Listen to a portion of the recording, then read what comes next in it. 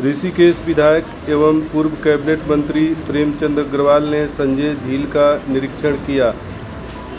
निरीक्षण के दौरान भारतीय जनता पार्टी के कार्यकर्ता उनके साथ मौजूद थे।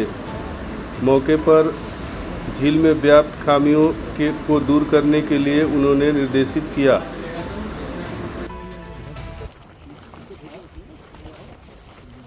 ठंडा पानी है, बर्फ वाला पानी है, बिल्कुल साफ पानी है, बिल्कुल सुंदर। ये भी है, मीठा पानी है।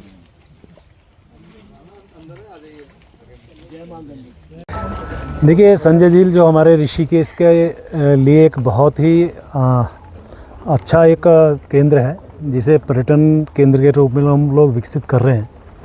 और संजय झील वर्षों से यहाँ जब वीरान पड़ी थी, तो पिछली बार मेरे द्वारा 80 लाख रुपए यहाँ मेरे अनुरोध पे सरकार के द्वारा दिया गया था, जिससे यहाँ बहुत सुंदर व्यवस्थाएं हुई थी। चारों तरफ रास्ते बने थे, पुलिया बनी थी और अनेकों काम उस दौरान हुए थे। लेकिन उसके बाद जब मैं आज यहाँ आया हूँ, तो मैं देख रहा हूँ कि झील के अंदर घास बड़ा बड़ा हो गया, जिसके कारण झील का जो पानी है वो कहीं दिख नहीं रहा। और इसके साथ साथ चारों तरफ यदि हम घूमते हैं, तो अभी 9 लाख रुपए और यहाँ दिया गया है, जिसमें यहाँ टूटी हुई जो टाइल्स हैं उनको बनाने का काम हो रहा है।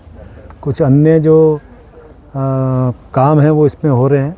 लेकिन अभी जिस तरह से मेरे को जानकारी मिली कि यहाँ रोशनी की आवश्यकता है, तो मेरे द्वारा 20 लाइट अभी और दी गई है, जिससे यहाँ पे आने वाले पर्यटकों के लिए, अन्य लोगों के लिए या यहाँ के वन विभाग के कर्मचारियों के लिए रात बिरात में भी या दिन में भी उनको कोई दिक्कत ना हो, शाम के टाइम खासकर।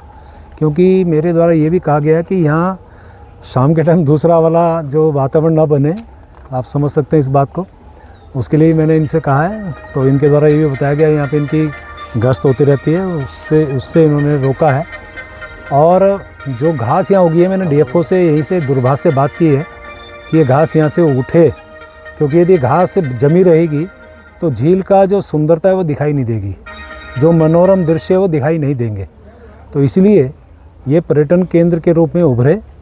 हमारे यहाँ बाहर से आने वाले लोगों को पर्यटन जो देखना चाहते हैं, यहाँ की सुंदरता निहारना चाहते हैं। क्योंकि आप देखिए, यहाँ पानी जो भी निकलता है वो बिल्कुल ज़मीन से, यानी कि शुद्ध पानी निकलता है, जिसे हम बोलते हैं नेचुरल वाटर। अभी मैंने उसको पी के भी देखा है, मिठास भी है। तो इसका जब दीदार लोग करेंगे, तो वास्तव में यहाँ एक पर्यटन केंद्र भी बनेगा। और हमारे यहाँ जब ये एंट्री और ये सारी चीज़ें होंगी, तो राजस्व भी हमारे वन विभाग को मिलेगा। तो इसके लिए मैंने डीएफओ कहा ये घास वास हटे, और एक बार फिर मैं इनके साथ एक बैठक लूँगा, जिसमें बताया गया कुछ गंदा पानी भी आता है। हालांकि मैंने पिछली बार इसके लिए कहा भी था, कुछ इसमें सर्वे भी हुआ था, लेकिन उससे शायद आगे नहीं बढ़ पाई।